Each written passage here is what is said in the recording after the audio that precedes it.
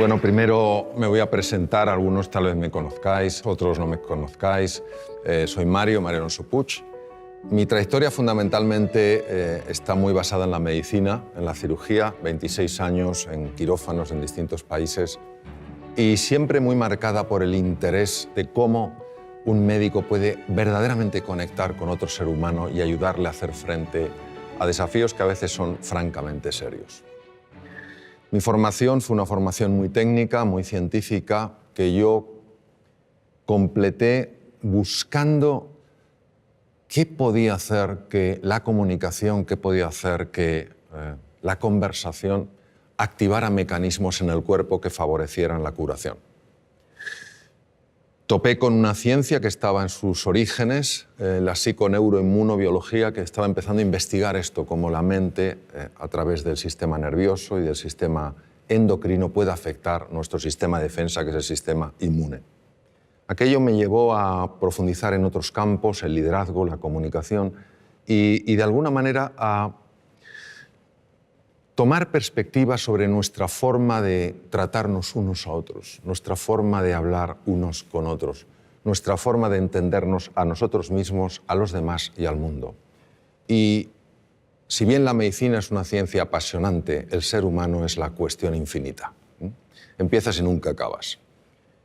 Bueno, mi interés por la educación es mi interés por sacar del ser humano lo que verdaderamente tiene dentro. Yo no creo que ningún ser humano esté llamado a la mediocridad. No lo creo, realmente es que no lo creo.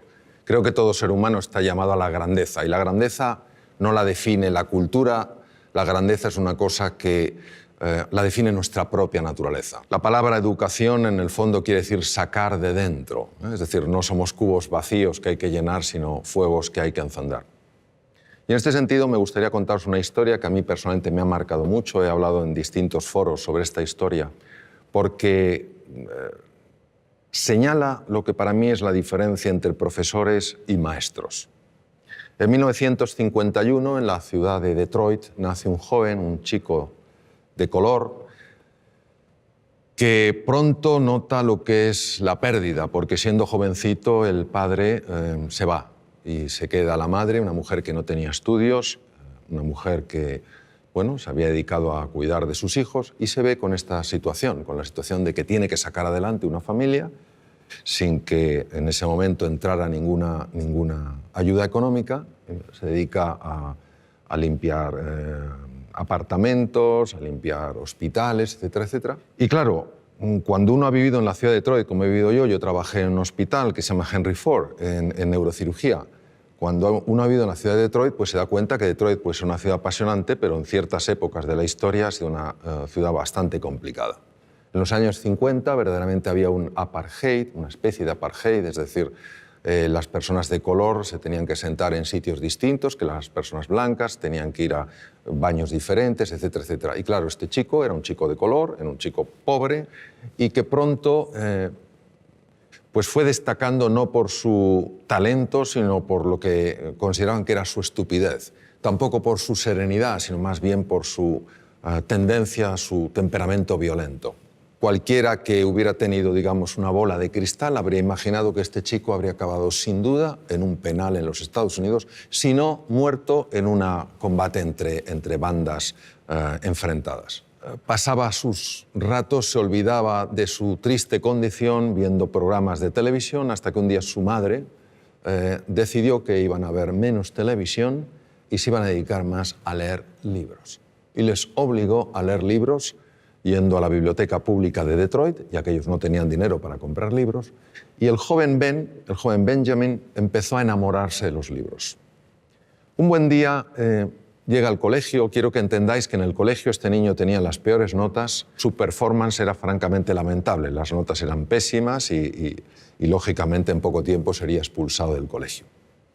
Pero había un profesor, el profesor de ciencias, que verdaderamente era un maestro. Él creía que en todo ser humano hay grandeza, que en todo ser humano hay potencial y que la misión de un maestro es ayudar a que ese potencial se despliegue y florezca.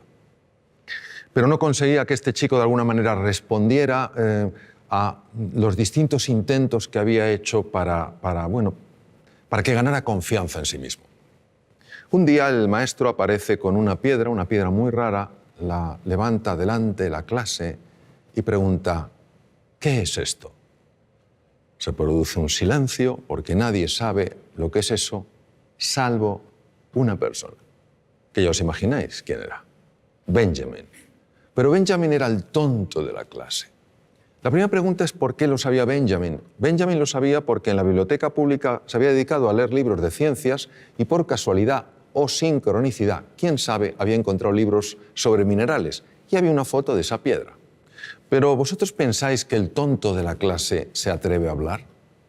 No, porque tú mismo ya matas la respuesta antes de que nazca, es imposible. Si no lo sabe el resto, tengo que estar equivocado aunque parezca que estoy en lo correcto. Pero el profesor sostenía en la roca. De verdad que nadie sabe lo que es esta roca. Y tímidamente el joven Benjamin alzó la mano. Cuando una persona solo ve el performance y solo enjuicia a los demás, es muy fácil decir, venga, Benjamin, ¿cómo lo vas a saber tú? Si tú no sabes nada. Pero aquel profesor mantuvo un espíritu curioso, interesado. Él sabía que en todo ser humano hay grandeza. La buscaba, la llamaba constantemente. Benjamin, ¿tú lo sabes? Sí. ¿Qué es? Obsidiana. Correcto. Pero el profesor podía haber dicho, todo el mundo puede tener suerte en esta vida. ¿Podía haber dicho eso? No, porque él estaba buscando del hilo que te lleva a la madeja. ¿Pues sabes algo más de la obsidiana? Y vaya que sí sabía el joven Benjamin. Empezó a hablar sobre la obsidiana, las temperaturas elevadísimas, luego el frío, cómo cristaliza la roca, etcétera, etcétera. Lo que podría parecer una cosa sencilla, sin más importancia, banal, supuso un antes y un después en la vida de este chico, porque este chico recuperó la confianza en sí mismo, creyó que era posible aprender, creyó en sí mismo, creyó que a pesar de su triste cuna, por decirlo de una manera, podía tener un brillante futuro. Este chico pasó de ser el último de la clase a ser el mejor estudiante de su colegio. Hizo realidad su más profundo sueño, que era absolutamente imposible, ser médico. Se convirtió en el mejor neurocirujano infantil de la historia, profesor Ben Carson. Ben Carson en 1987 hizo una operación de separar a dos gemelos siameses unidos a nivel craneoencefálico. Todas las cirugías que se habían hecho hasta aquel momento para separar lo que se llama un craneopago, esta malformación craneoencefálica, todas los niños habían muerto en la mesa de quirófano. En esta operación, en 1987, intervinieron 70 profesionales de la medicina y duró 22 horas. Los dos niños salieron adelante, vivieron y estuvieron bien y sanos. Él aplicó técnicas especiales de cirugía cardíaca a la neurocirugía. A nadie se le habían ocurrido. Entonces, lo que os quiero transmitir es esto. Es un ejemplo de cómo en todo ser humano hay potencial, en todo ser humano hay grandeza. Y tenemos, entiendo, que tener esta disposición a crear espacios de oportunidad para que esas personas puedan mostrar lo que en realidad siempre han tenido y siempre tendrán, pero que no todo el mundo mostrará si no ve ese espacio de oportunidad. Por favor. Hola, Mario, soy María. María. Como educadora, creo que la motivación es necesaria para el aprendizaje. Y tú dices que hay 6 motivaciones fundamentales para una persona. ¿Podrías hablarnos de ellas? Sí, es una gran pregunta. La motivación es lo que nos mueve a la acción. Y hay efectivamente 6 motivaciones que además están presentes en las distintas culturas. Es una mezcla de nuestra naturaleza y también el entorno cultural. La primera es la motivación de estar en entornos seguros, de poder controlar lo que pasa, de saber que el suelo que pisamos es un suelo firme. La segunda es una motivación de sentirnos reconocidos, sentirnos valorados, de tener un cierto estatus. La tercera es de pertenencia al grupo, es decir, que lleguemos a un sitio y entendamos, sintamos que nos acogen, que no nos desprecian, que no nos marginan. La cuarta motivación es una motivación al desafío, al reto. Si en la vida no hubiera retos, María, sería muy aburrida. Yo sé que a veces nos gusta mucho estar en la zona de confort, pero durante un tiempo. Al cabo de un tiempo no hay quien lo aguante. Entonces ese reto, ese desafío es una motivación importante. La quinta motivación es la de crecer, mejorar y progresar. Y la sexta es la de contribuir al bienestar de otras personas, el tener una vida con propósito. Lo más importante son las motivaciones fundamentales que nos mueven dentro de las 6. Si una persona toda su fuerza la lleva a la aventura, la lleva al descubrimiento, al reto, y sin embargo no cuida un poco la motivación de la seguridad, pues a lo mejor se puede meter en aventuras insensatas, ¿no? Entonces hay un equilibrio natural que hace que las personas nos mantengamos de alguna manera en una línea razonable. Cuando alguna de ellas toma una preponderancia o una significancia demasiado grande, es cuando podemos tener ciertos problemas. ¿Te respondí, María? A ti. Hola Mario, soy Lorenzo y soy maestro y veo que hay jóvenes en la familia y en la escuela que todavía no han descubierto sus talentos, ni siquiera saben que tienen talentos. Entonces la pregunta es, ¿cómo podemos captar esos talentos y cómo podemos potenciarlos? Fíjate, si nadie se ha dado cuenta, ni en la familia, ni en la escuela, que ese joven tiene talento, yo diría que el problema no está en el joven, está en la familia y en la escuela. Es decir, eso es lo primero que tenemos que ver, que todos tenemos la responsabilidad de buscar el talento, de conectar y de ayudarle a florecer. Pues fíjate, el talento, una forma de descubrirlo es curiosa. El talento viene muy marcado por algo que se te da especialmente bien, pero es tan natural en ti que nunca le has dado importancia. Nunca le has dado importancia. Porque para ti es natural, fluye. Y con frecuencia los demás te lo dicen, pero no te lo dicen como, oye, vaya talento tienes, sino mejor, oye, qué bien se te da hablar, qué bien se te da escribir, qué bien se te da dibujar, qué bien se te da moverte, qué bien se te da resolver conflictos. Y como es natural, no le das ningún valor. Mi experiencia a lo largo de los años me viene a mostrar que uno ha de buscar el talento en aquello que le es natural, porque el talento siempre deja huella, siempre se expresa. Y hay cosas que nos pueden parecer que son irrelevantes.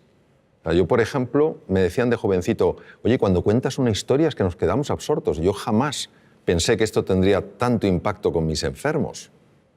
Cuando les contaba a mis enfermos las cosas, cómo íbamos a luchar juntos contra la enfermedad, etcétera, etcétera, y yo veía que se producía un estado de ánimo en ellos sorprendente, tampoco pensé que eso tuviera especial valor, ni que me dedicara luego en la segunda etapa de mi vida mucho más al tema de la comunicación, a escribir.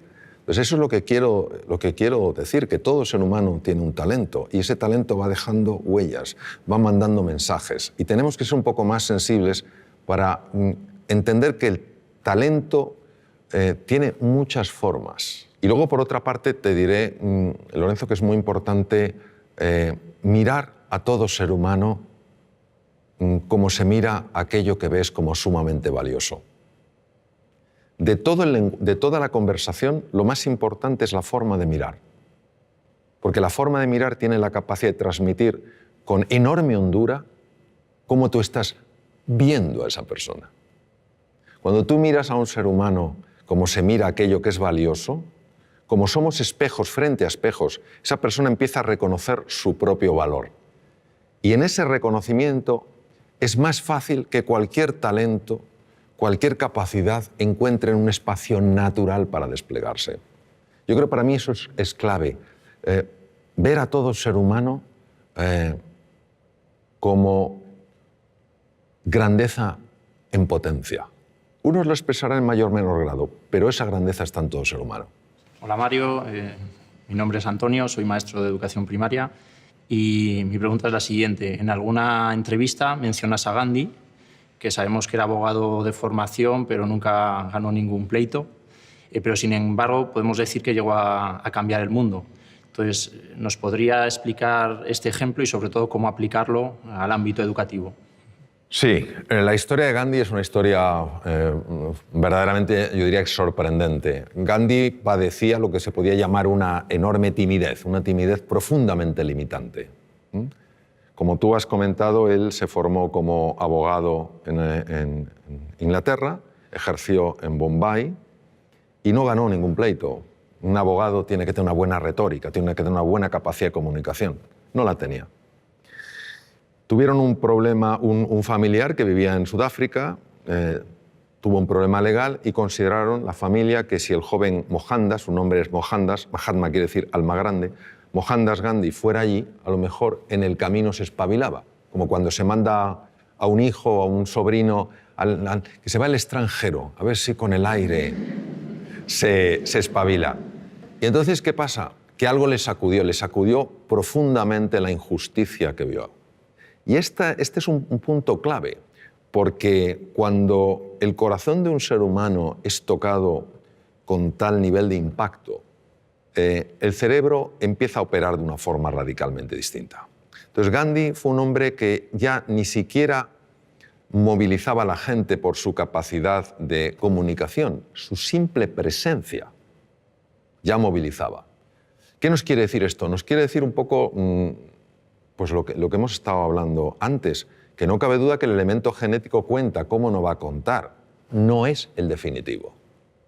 Marca una tendencia, pero no determina.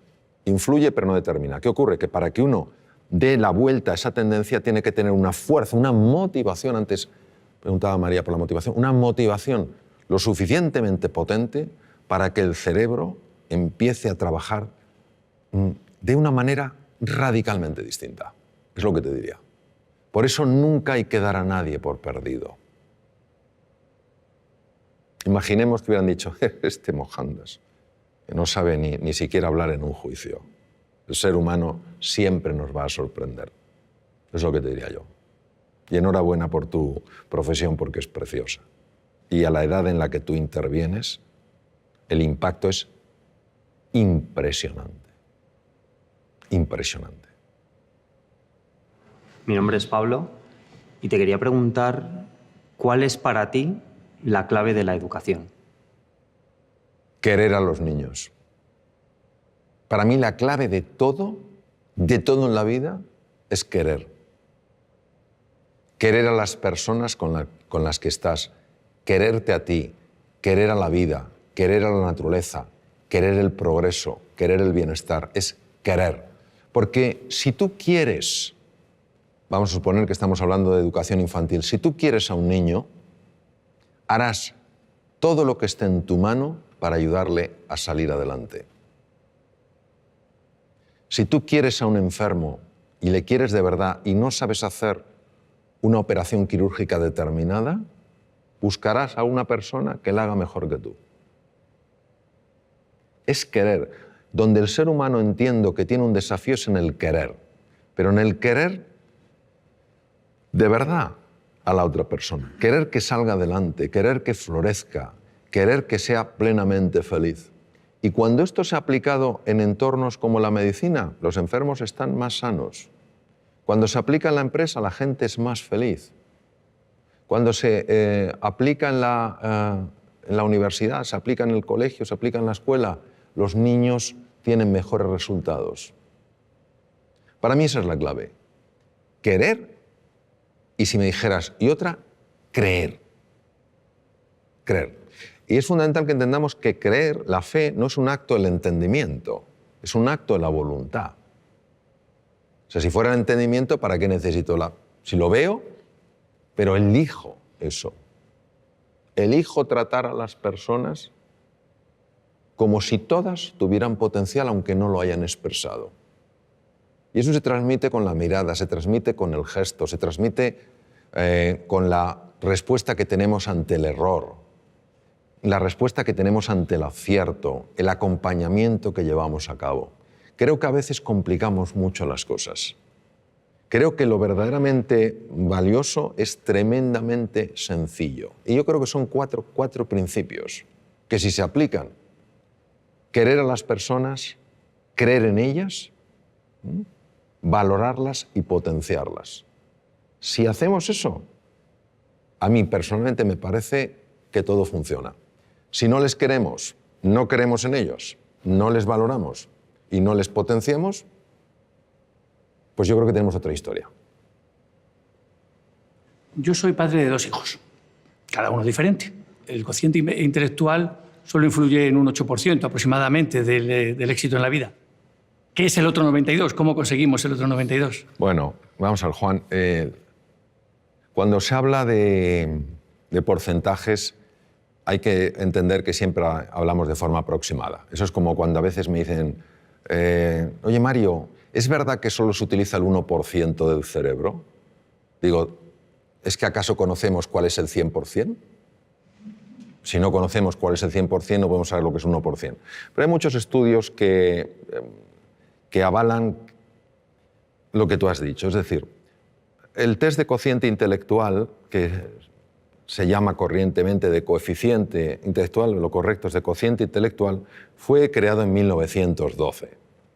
Y se convirtió en aquella época, fíjate, cambió por completo la orientación que le dio el descubridor. El descubridor o el creador quería dar una orientación para que cuando se vieran cocientes intelectuales que no correspondían a la edad, es decir, cuando la edad mental y la edad biológica no correspondían, que a esos niños se les tratara con especial afecto, con especial cariño y se pusiera a especial disposición para que subiera. Pero fue interpretado o fue utilizado como sistema de cribaje. Listos y el resto. Listos y el resto. Uno de mis maestros, el profesor Howard Gardner, dedicó montones de años de su vida a estudiar la inteligencia y se dio cuenta de que ni siquiera podemos hablar de una inteligencia. La teoría de las inteligencias múltiples. Y hay 2 inteligencias, que son la intrapersonal, que es la capacidad de reconocer tus estados emocionales y de poderlos modificar de forma positiva. Y la interpersonal, que es la capacidad de entender qué pasa en la otra persona y relacionarte con lo que pasa en la otra persona, que son absolutamente claves en el éxito en la vida.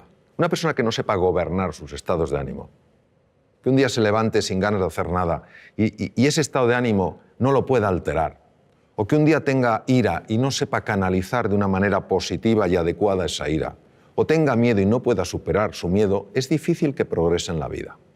Una persona que no sepa entender a los demás, que no sepa resolver conflictos, pues es difícil que progrese en la vida. Pues estas 2 inteligencias no existen en el test de cociente intelectual, como no existen otras. La inteligencia musical, la inteligencia kinestésica, la naturista, la espiritual, no están. Entonces, ¿qué ocurre? Que vista la relación que hay entre éxito en la vida, un sentido amplio, a lo mejor hay que redefinir lo que es el éxito, y cociente intelectual, se ve que efectivamente un porcentaje enorme de personas que han tenido éxito, ese éxito no es atribuible a su test de cociente intelectual. Esto es magnífico porque no niega que el cociente intelectual sea importante, lo que hace es expandir nuestro concepto de la inteligencia. Entonces, sobre tus hijos. Efectivamente, tus hijos son diferentes y es maravilloso que los veas así. Porque si no los vieras diferentes, si los vieras como tú, es que a lo mejor estás proyectando en ellos tu propia forma de ser, ¿no? Habrá uno de tus hijos, tal vez tenga un tipo de inteligencia, el otro tendrá otra. Lo que es importante es que siempre, cuando estén contigo, sientan que son inteligentes. Hemos caído en el tremendo error, y una persona de la que yo aprendí mucho, Sir Ken Robinson lo marca mucho, como de hacer que solo un tipo de persona es la adecuada, ¿no? Necesitamos múltiples perfiles. Un pavo real no es ni mejor ni peor que un águila real. Entonces, cuando un hijo nota, siente que es valioso, que tiene inteligencia, que tiene una forma distinta de procesar que el otro, su autoestima no es dañada. Es que la autoestima es clave porque al final nuestra capacidad de hacer frente a los desafíos o nuestra incapacidad, la mayor parte de las veces nada tiene que ver con el mundo real, tiene que ver todo con el mundo mental. Te voy a poner un ejemplo. En el Reino Unido se hizo un estudio fascinante.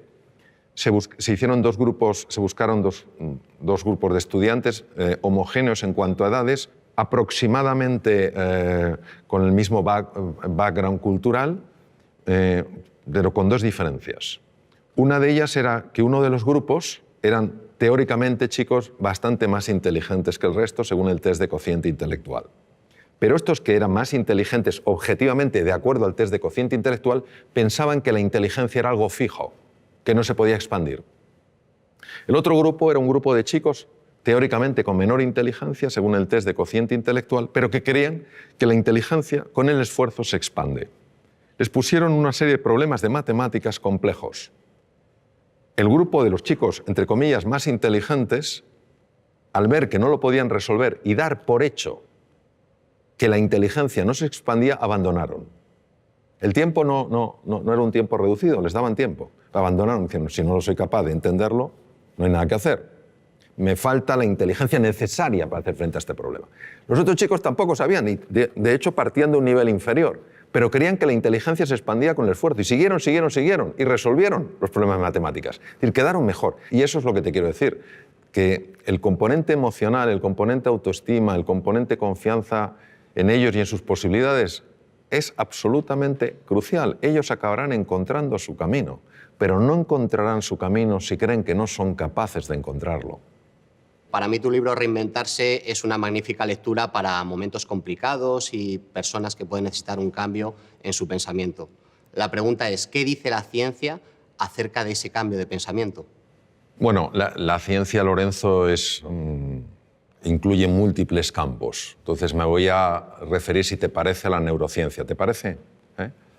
La neurociencia en esto es absolutamente clara y, de hecho, Reinventarse lo basé en lo que la ciencia ha descubierto, la neurociencia. Sobre todo lo que se llama la neurociencia afectiva, ¿no? Cómo el cerebro procesa las emociones y los afectos. Sentimientos y emociones están conectados, pero son dos cosas distintas.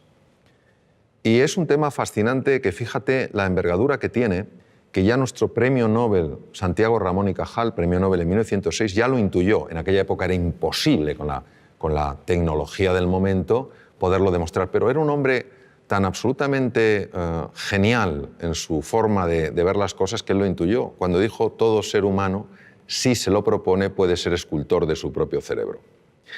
Las personas muchas veces no cambiamos no porque no se pueda cambiar, sino porque no estamos dispuestos a hacer lo que hay que hacer para cambiar. Ni tenemos el nivel de inspiración y de ilusión suficiente como para estar verdaderamente comprometidos y levantarnos después de cada caída, ni tenemos una estrategia que funcione y que podamos aplicar, ni a veces tenemos la disciplina necesaria para ir incorporando ciertas prácticas en el día a día. Cuando uno tiene la inspiración, es decir, ves una posibilidad en tu vida que dices, oye, si esto apareciera en mi vida, oye, voy a otro nivel. Cuando tenemos una estrategia que no tiene que ser ni sofisticada ni compleja, sino sencilla, estos son los pasos que he de seguir. Y cuando tú cada día te vas entrenando, es inevitable que se produzca un cambio en la citoarquitectura del cerebro. Es inevitable. Se forman nuevas conexiones, se forman nuevas vías y se forman nuevas neuronas, al menos en dos lugares. Uno no viene al caso porque no tiene, en principio, demasiada relevancia en el mundo en el que estamos hablando, pero el otro sí, que son los hipocampos. Los hipocampos, de alguna manera, no solo procesan mecanismos muy complejos en relación con la memoria, sino que también controlan unos núcleos que se llaman núcleos amigdalinos, donde está el núcleo central del miedo. Es decir, hacen que veamos las cosas con menos miedo. Todos nosotros podemos cambiar, podemos activar genes, podemos desactivar genes, podemos crear nuevas conexiones. Entonces, ¿qué nos dice? Nos dice la neurociencia que vivamos con pasión, con entusiasmo, que vivamos con fe en nosotros y en nuestras posibilidades y que estemos dispuestos a llevar a cabo el entrenamiento necesario para incorporarlo, para que pase del saber al saber hacer. Y cuando uno está con personas realmente relevantes en el mundo del deporte, en el mundo de la ciencia, te das cuenta de la disciplina que ponen en su vida. Todos los días se entrena. No hay un día que digan, no, hoy no me entreno. Se entrenan un poquito. Y eso es una maravillosa oportunidad porque quiere decir que nuestro pasado no tiene por qué predecir nuestro futuro. Si una persona quiere cambiar cómo ha vivido hasta ahora, lo puede hacer. Ahora necesita estos ingredientes. Un verdadero entusiasmo, una motivación que le genere el compromiso, una estrategia que sea razonable, no tiene que ser compleja, y una práctica constante para que al final no haya nada que creerse, porque tú mismo lo puedes verificar. Por ejemplo, yo aprendí inglés ya siendo un adolescente, y para mí el inglés era absolutamente imposible. O sea, es que no me entraba nada. Y lo que me entraba no se me quedaba. Y lo que a lo mejor se me quedaba luego no lo recordaba. Con lo cual era ultra frustrante. Y parecía que eso era un muro que no se podía romper. Sin embargo, yo tenía una enorme ilusión porque sabía que si yo aprendí inglés, yo tenía un buen expediente académico, si aprendí inglés, a mí la Facultad de Medicina me podía becar a distintos hospitales del mundo. Y eso fue mi pasión. ¿Qué estrategia tenía? Pues en aquella época, yo ya tengo mucha juventud acumulada, en aquella época había un libro que era muy básico, no había sistemas tan avanzados como el Vaughan y todo esto, había un sistema muy básico que era un manual y me ponía a leer las lecciones. 10 minutos todos los días, con esa pasión y con la ilusión de que se me quedara algo. Y pasó un año, me presenté al primer examen y claro, ellos me preguntaban en inglés y yo contestaba con el libro. Entonces, claro, se me acaba diciendo, pero este hombre nos contesta una cosa distinta. Pero es lo que yo tenía. Entonces, claro, pero yo seguí y al año y medio se me abrió la cabeza y empecé a absorber el inglés como si fuera una esponja marina. Hoy casi me manejo también en inglés como en español. Entonces, lo que te quiero decir es que si fui capaz de romper ese muro partiendo de la incapacidad absoluta de entender, o sea, no es que para mí el inglés fuera difícil, es que era imposible, pero que necesité una inspiración. Estuve 2 años, 10 minutos todos los días, de forma ininterrumpida, ni siquiera cuando me dolía la cabeza, estuve enfermo con gripe, catarro, etc., nunca lo dejé. Entonces, claro que se puede cambiar, ahora estamos dispuestos a hacer ese esfuerzo, pero tiene que ser algo realmente ilusionante. Y ahí, obviamente, hubo un cambio en la estructura cerebral clarísimo, porque si no es incomprensible. O entre medias me hicieron un trasplante cerebral y yo no me enteré. Esto es una posibilidad. Hola Mario, soy Adelaida.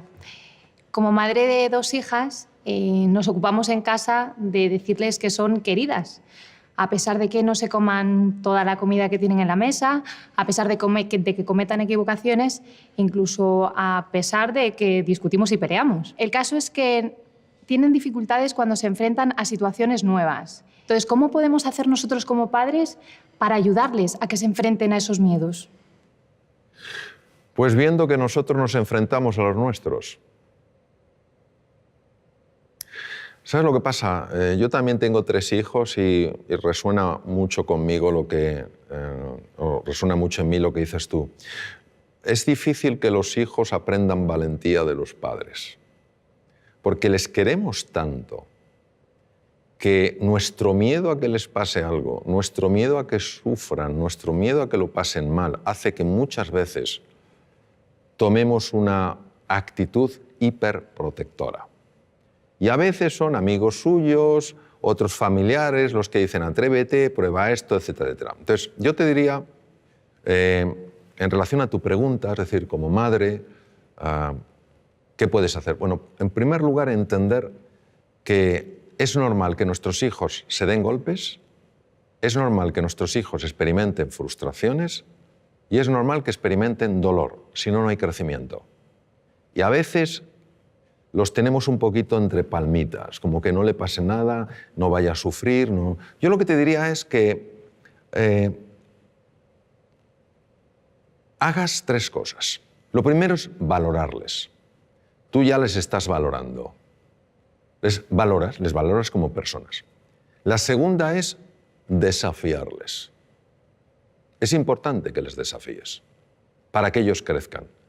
Y la tercera es acompañarles. Es decir, que muchas veces no se sientan solos en el desafío. Hay desafíos que verdaderamente para todo ser humano y en unos niños el que corresponde a su edad, da mucho miedo.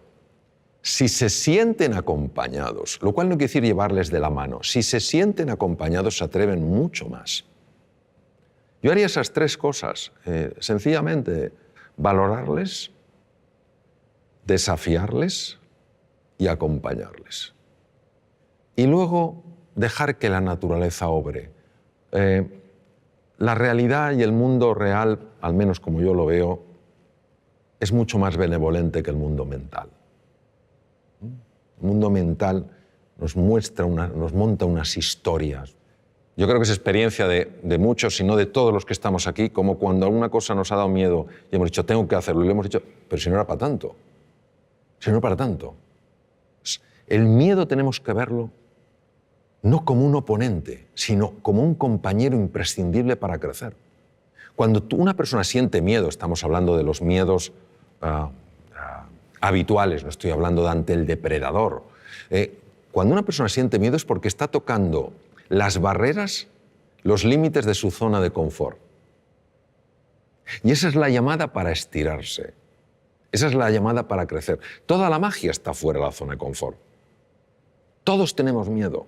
En una ocasión, un piloto, hace muchos años, en norteamericano, los mejores pilotos de Boeing 747, los Jumbo, le preguntaron qué sentía al despegar con 400 pasajeros.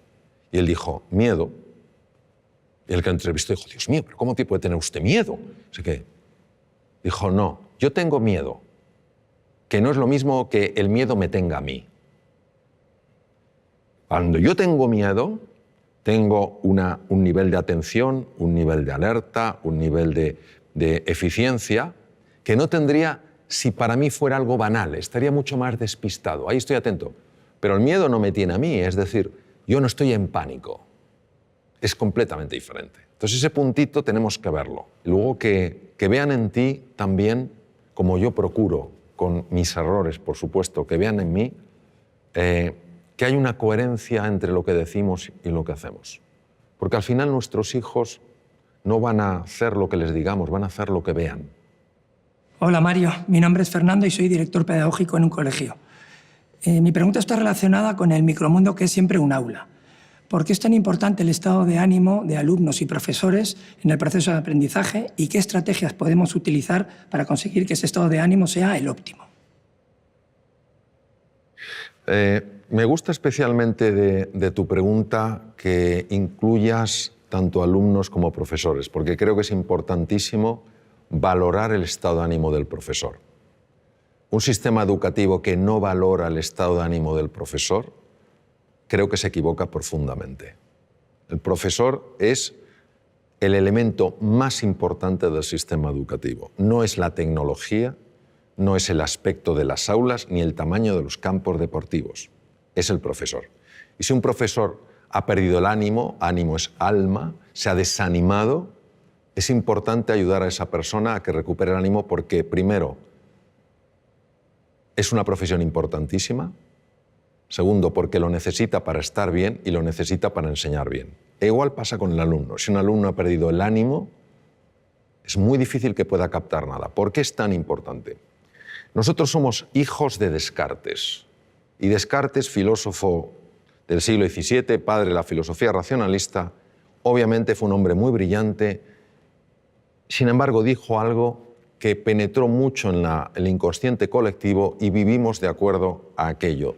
Él hablaba de que había procesos mentales, res cogitans, y elementos físicos corporales, res extensa, y que no se comunicaban prácticamente. Esto nos ha llevado a pensar que el aprendizaje, el conocimiento, pues es una cosa fundamentalmente intelectual, cognitiva, y el elemento emocional era un tema de pasada. Si estabas a gusto, bien, pero tampoco afectaba. Uno de mis maestros, Antonio Damasio, escribió un libro precioso con un gran componente científico, se llama El error de Descartes, donde claramente muestra que si tú aboles, dañas la parte emocional, inevitablemente estás perturbando y dañando seriamente la parte cognitiva. Cuando se estudia la neurociencia afectiva se ve que una persona, por ejemplo, que haya perdido el ánimo, que esté desilusionada, que esté desesperanzada, que se sienta impotente, no tiene el mismo riego cerebral que una persona que se sienta con ilusión, que se sienta con ánimo y se sienta con ganas. Las zonas más anteriores del cerebro, lo que se llaman áreas prefrontales, que son esenciales en el mantenimiento de la atención, en la memoria, en el aprendizaje y en la creatividad, son muy dependientes del estado emocional. Por eso una persona entusiasmada, con un proyecto, ilusionada, que se siente a gusto, acompañada de gente que cree en ella, etcétera, etcétera, es una persona mucho más inteligente, mucho más creativa y mucho más emprendedora. La misma persona, si le cae el ánimo, si se siente incapaz, etcétera, no importa si es capaz o no, no ejercitará esas capacidades porque las tiene abolidas. El cuidado del ánimo, del estado de ánimo, en alumnos y profesores es clave. Entonces, a veces nos embelesa la tecnología.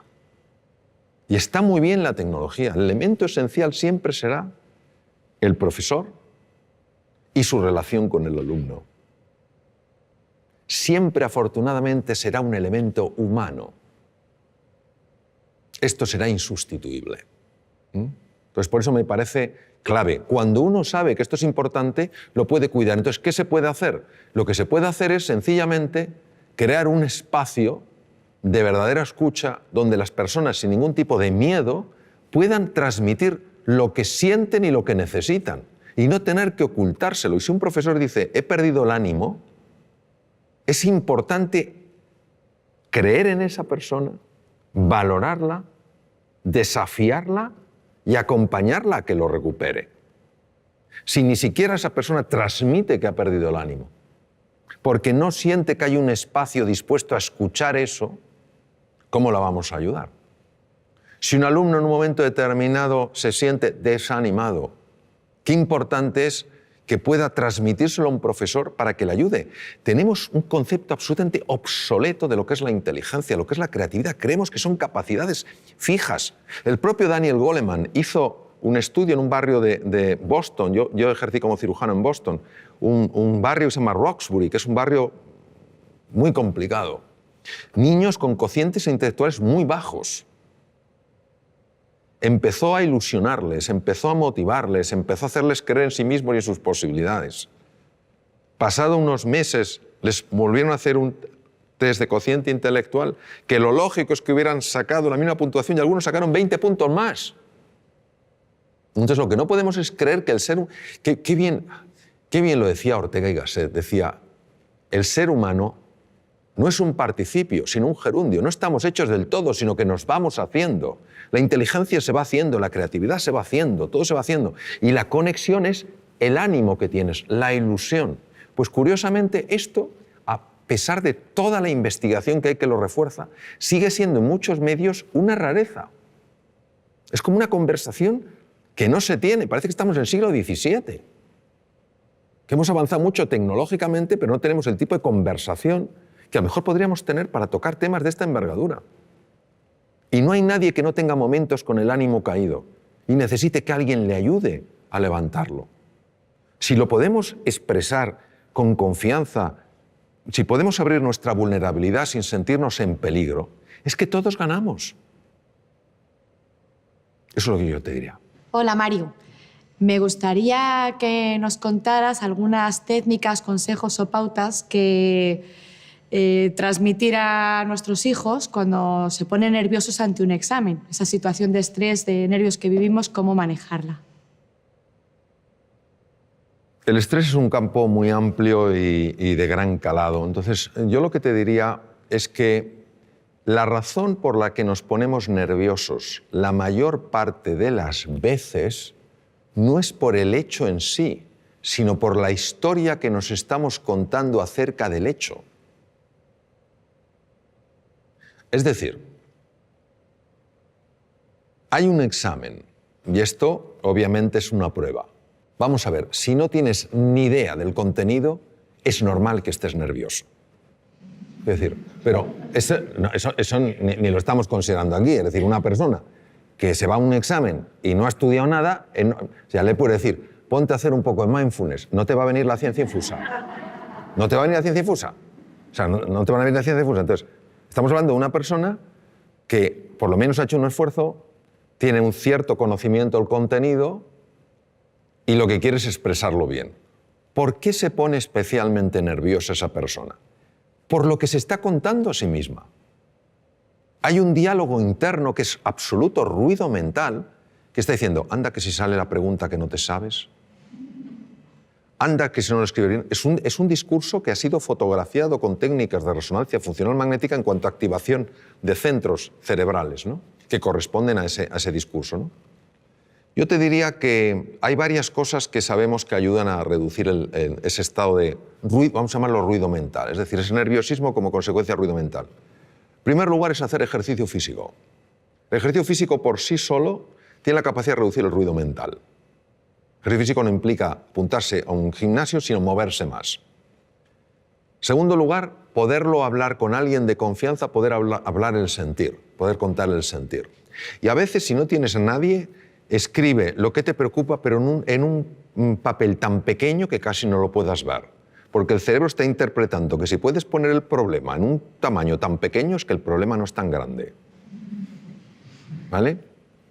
La siguiente cosa que te diría es que se entrenen en una cosa que cada vez tiene, pero por pura lógica, más difusión, que es todo lo que es los estados contemplativos de la conciencia, que no es más, o mindfulness, que lo único que significa es que se entrene en prestar atención a las cosas que son reales, como su respiración, como las sensaciones del cuerpo, porque el otro es mental. Entonces, cuando la narrativa no recibe la misma atención, empieza a tener menos impacto.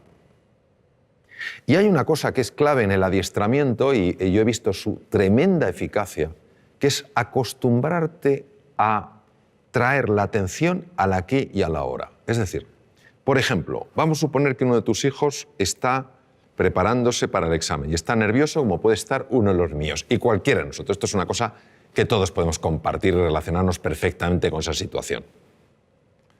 Entonces, claro, empieza a pensar, no, si hubiera estudiado más, si ya me lo decía mamá, no veas tanta tele y estudia un poco más, y no lo he hecho. Anda que si ahora lo hago mal el examen, fíjate qué cosa, qué truco tan sutil y demoledor de lo que se llama la mente dualista.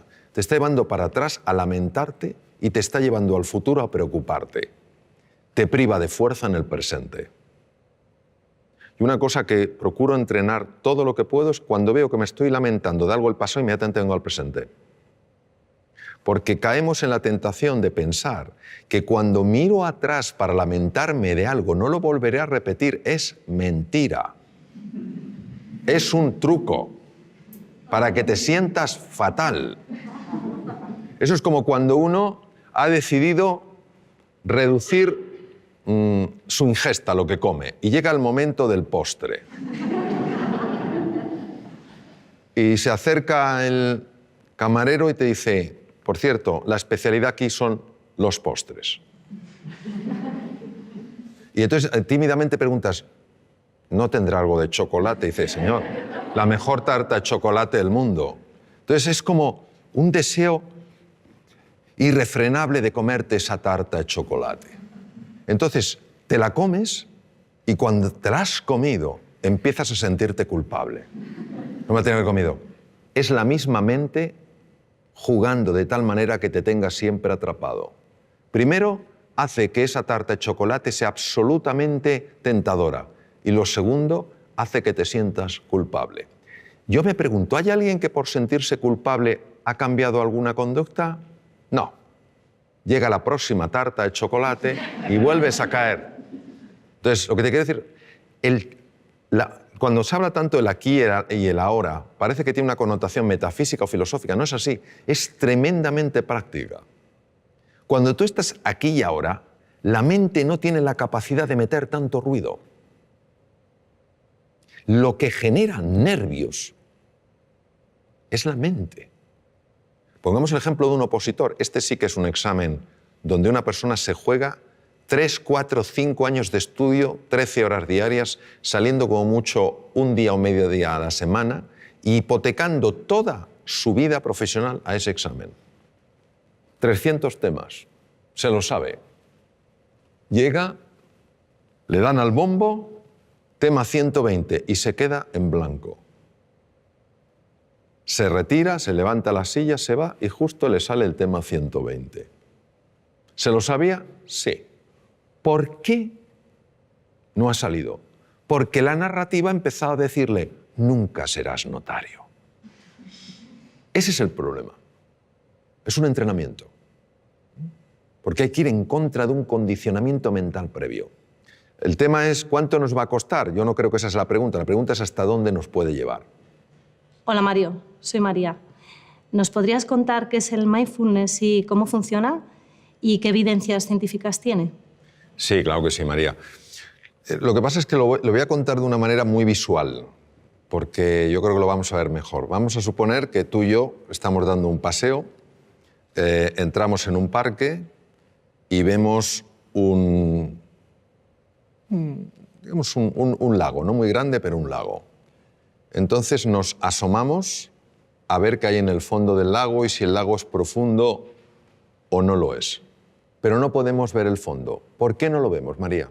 Porque está el agua turbia. Muy bien. Una de ellas es que el agua esté turbia. Si el agua está turbia, no podemos ver el fondo.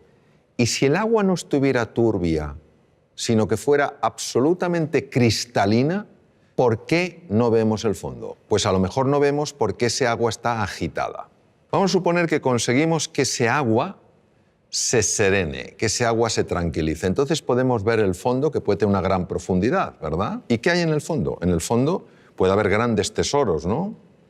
Me permito recordar que algunos de los mejores tratamientos oncológicos que hay en la actualidad se han obtenido de esponjas marinas. Hay grandes tesoros, grandes oportunidades y también podemos ver cosas pues, que no tendrían que estar ahí. Plásticos, basura en el fondo del mar que está haciendo daño a la naturaleza, ¿correcto?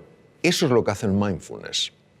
Nuestra mente está agitada y como está agitada, no vemos nuestro potencial, ni tampoco vemos aquello que nos está lastrando. Cuando conseguimos que ese agua, esa mente se serene, empezamos a ver cosas en nosotros y a experimentar sensaciones y a experimentar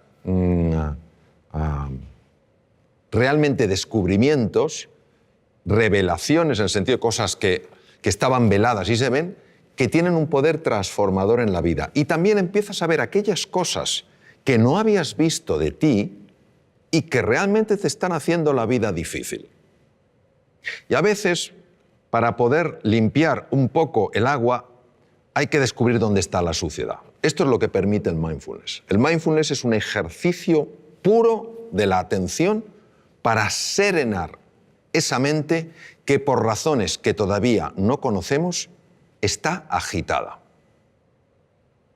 Y como está agitada, no podemos reconectar con nuestro potencial oculto, ni sabemos por qué tantas cosas que son pequeñas nos alteran de una manera tan grande. El mindfulness ya está descrito en la literatura india desde el Bhagavad Gita de hace 3.500 años, cuando Krishna le dice al príncipe Arjuna, la mente es difícil de manejar como el viento, y cuando cerca del Nepal el príncipe Gautama Siddhartha, Sakyamuni Buda, el primer despierto según el lenguaje sánscrito, descubre que el dolor es parte de la vida, pero el sufrimiento lo genera este movimiento de la mente. Y que la forma de combatir ese sufrimiento es estabilizar la atención, alejándola de esa narrativa, de esa rumiación constante, de ese ruido que nos impide reconectar con lo que somos. La evidencia científica, pues mira, la evidencia científica es aplastante. Aplastante tanto en la neurociencia contemplativa, que es la que se dedica a estudiar el efecto en el cerebro de los estados meditativos, como en la fisiología cardíaca, en la endocrinología, en la neurología. Es que, fíjate, detrás de muchísimas enfermedades, por no decir de todas, hay un factor que puede pesar más o menos y que es la ansiedad. La ansiedad es generada por el ruido mental. La Universidad de Harvard es pionera en el mundo estudiando esto. Entre el 60 y el 90% de las consultas a médicos generales tienen como uno de los factores clave emociones perturbadoras. Vivir en la ansiedad, vivir en la desesperanza, todas estas cosas. Entonces, eso es lo que hace el mindfulness. A nivel de cerebro, pues por ejemplo, a nivel de cerebro unas cosas que hace es reducir el volumen de la amígdala. La amígdala, que no son estas, están en el cerebro. La amígdala es un núcleo que contiene grupos de neuronas muy relacionadas con el miedo y con la ira. Se ha podido observar con resonancia funcional magnética, que es una técnica de imagen para ver las partes más activas, una reducción en el volumen de la amígdala. Es decir, una persona que practica este ejercicio de atención plena es menos propensa a vivir en miedo y en ira. Imaginemos lo que es esto para la humanidad. En segundo lugar, se ha visto un aumento del tamaño de la corteza prefrontal del lado izquierdo, que es muy importante, por ejemplo, porque tiene un enorme impacto en el sistema de defensa del cuerpo, el sistema inmune. Otra cosa que se ha visto es que un sistema que se llama sistema red neuronal por defecto, que es la que hace que estemos distraídos, empieza a amortiguarse y otra red, que se llama red ejecutiva central, es mucho más activa, es decir, favorece que te des más cuenta de lo que pasa. Esto es importante, por ejemplo, para reducir la incidencia de accidentes. Se ha observado, por ejemplo, cambios en el sistema de defensa, en el sistema inmune. Gente que ha practicado mindfulness sin tener experiencia previa en absoluto durante 5 días a la semana a lo largo de 2 meses, 20 minutos cada día, han tenido aumentos entre el 12 y el 20% del sistema inmune. Alguien dirá, pues eso no es mucho. Ah, que te suban el sueldo un 12, un 20%. Mirad lo contento que te pones. Claro, una subida de un 12%, un 20% del sistema inmune es que no te cojas una gripe o no te cojas un catarro, o si estás lidiando con un tumor, que tu cuerpo sea mucho más agresivo. Mejoras en el tubo digestivo. Te voy a contar una cosa que es alucinante. A mí me lo parece. El tubo digestivo controla el 80% del sistema de defensa del cuerpo. Está ahí. El tubo digestivo constituye otro cerebro, complejísimo, con 500 millones de neuronas. Cuando una persona está súper-tensa, cuando una persona está llena de ansiedad, empieza a producirse el paso de sustancias feas, quiero decir, nocivas, desde la luz del intestino delgado y a veces del colon, a la sangre. Y pueden dar lugar a procesos inflamatorios generalizados que ya se están empezando a relacionar como uno de los factores, uno solo, que podría tener su conexión con el Alzheimer, por ejemplo. Hace más difícil el control de la glucosa. Es alucinante. Entonces, cómo el mundo emocional, perturbado por una mente agitada, acaba afectando todo el cuerpo. Hay estudios, por ejemplo, la aplicación de mindfulness a personas que están diagnosticadas de esclerosis múltiple, que es una enfermedad degenerativa del sistema nervioso, y se reduce la aparición de brotes, evoluciona por brotes. Son menos intensos. Se está aplicando un montón de cosas, es decir, y además por centros tremendamente serios, donde la investigación no es cuestionable ni anden buscando especiales resultados, sino que están muy bien controlados. Lo que pasa es que esto, que tiene 3.500 años de antigüedad, solo le hemos dado una credibilidad cuando una serie de científicos se ha decidido a estudiar qué ocurre en el cerebro y en el cuerpo cuando una persona entra en estos estados de enfocarse en el aquí y en el ahora. Y también nos ha ayudado a darnos cuenta de la jaula de grillos que tenemos en la cabeza. Y que es una cosa difícil de creer. Que te pasa una cosa que te disgusta por la mañana y te está rumiando hasta la noche. Pues parece que somos vacas. Y que el simple hecho de parar eso hace que el organismo, que tiene una capacidad natural de recuperación, pueda recuperarse. No hay nada mágico aquí. Bueno, sí hay mágico, que la vida es mágica. Eso es lo que hay de mágico. Pero a veces estos diálogos que tenemos bloquean la magia, no porque la anulen, sino porque no la dejan florecer. Te he oído decir que la mayoría de los seres humanos se mueren con la música dentro sin haberla oído sonar. ¿Qué quieres decir exactamente con eso? Bueno, para los futuros padres, ¿qué podemos hacer para que nuestros niños no les pase esa cosa, ¿no? recuerdo una cosa que leí de Víctor Hugo que me impresionó mucho, ¿no? Víctor Hugo decía, el problema nuestro no es que nos vamos a morir, es que no sabemos cómo vivir. Y había un filósofo danés, Søren Kierkegaard, que decía, la vida solo se puede vivir mirando hacia adelante, solo se puede entender mirando hacia detrás. En los momentos donde ya esta existencia nuestra se acaba y una persona mira hacia atrás, y lo sabemos sobre todo por los escritos de Elisabeth Kübler-Ross, que estuvo con muchas personas en esa situación, uno se da cuenta de la cantidad de cosas que podía haber hecho y no hizo. Cuando yo hablo de la música, yo creo que todo ser humano tiene música. Lo que pasa es que está acostumbrado no a oír su música, sino a oír su ruido. No tiene nada que ver el ruido con la música. Y si te das cuenta y ves una partitura, si todas las notas fueran pegadas una detrás de otra, no tendríamos música, tendríamos ruido. Lo que hace que tengamos música es que haya espacios de silencio. Son esos espacios donde no hay ninguna nota los que permiten que en vez de ruido haya música. ¿Qué quiero decir? Quiero decir que esta vida, yo creo que el tiempo que la vivamos es una vida para vivirla con intensidad, con dificultades, con desafíos, que nos enfoquemos en lo que realmente es relevante.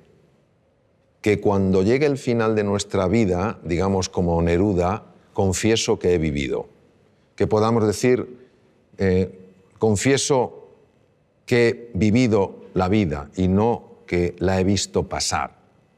Y esa toma de conciencia, esa reflexión es lo que creo que nos puede ayudar sencillamente a que la música emerja, porque el ser humano está llamado a eso, a hacer sonar su música. O sea, todos tenemos una música y es una música preciosa, todas diferentes, todas complementarias. Eso es lo que quiero decir, que no nos conformemos con vivir una vida de ruido, sino que vayamos encontrando esa música a base de enfocarnos en las prioridades, para que al final de nuestra vida podamos decir, como decía Neruda, confieso que he vivido. Hola Mario, soy Charo y mi pregunta es la siguiente. ¿Por qué los humanos tropezamos 100 veces con la misma piedra? Bueno, me temo que en este caso la respuesta será de menor nivel que la pregunta.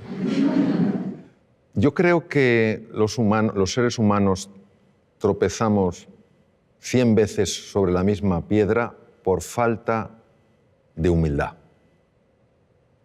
La humildad es para mí la virtud más grande que existe porque es para una persona probablemente la más difícil de vivir plenamente, que no es la modestia, no es ser una persona así apocada, es la humildad de corazón.